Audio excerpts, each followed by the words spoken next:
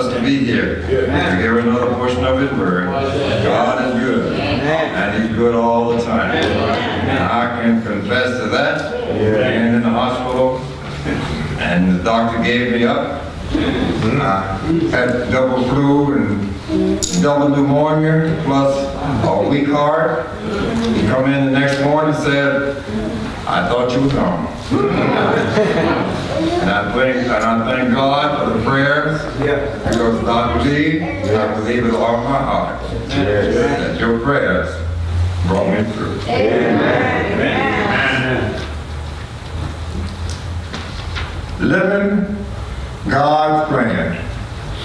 And I've already told the signal over there, if I go over, let me know, and I will stop, because you probably heard this many times before. How do we preach and teach and live God's plan in this world today? With all the false teaching and preaching that's going on today in this world, even televangelists and radio will talk about money and miracles.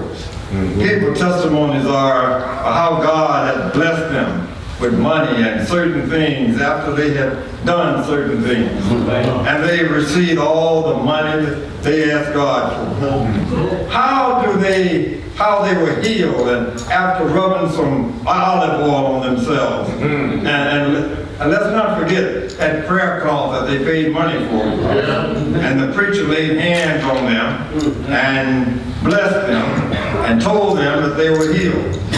And would you believe that some of the members of the church are practicing these false teaching? They are doing it under the darkness of night. I call them the Nicodemus Christians. They're the one who came to Jesus at night in John 3 and verse 2. The healer have as yet said anything about their soul salvation. And what they must do to be saved. So we have to conclude that their salvations are money, miracles, and their heaven must be here on earth. But before we go to the extreme about some of the denominational Christian churches are doing, let us all look within our churches of Christ. After all, this year is the theme for 2018. The church that Christ died for. Some have taken flight from the church, like geese flying south for the winter.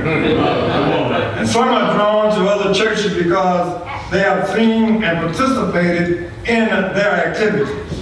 And some have come from a background and have a desire to return to that church again. Like the Israelites going through the wilderness, who wanted to turn back instead of staying with the wilderness journey.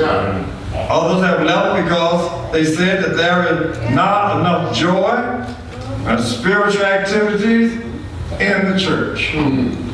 What they are saying is, we are used to hand clapping, shouting, amen, and of course a musical instrument and the choral groups. There are some of the statements you hear from people. Now, you may ask yourself, why are you telling me all of this?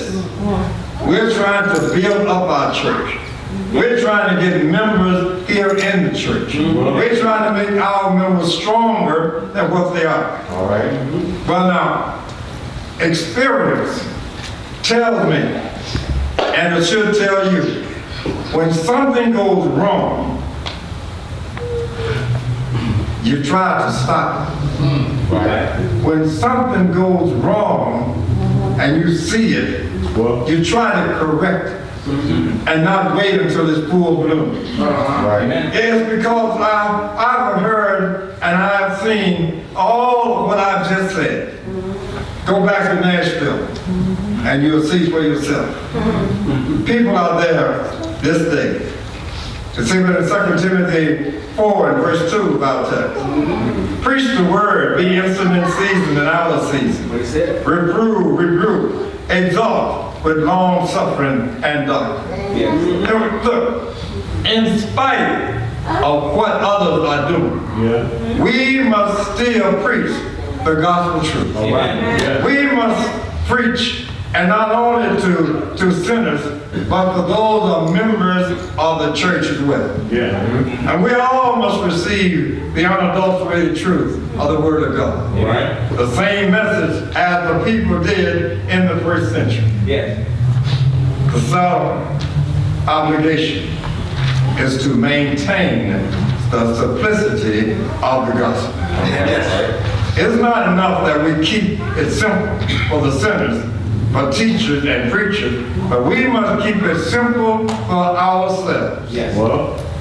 We can give a sermon tonight.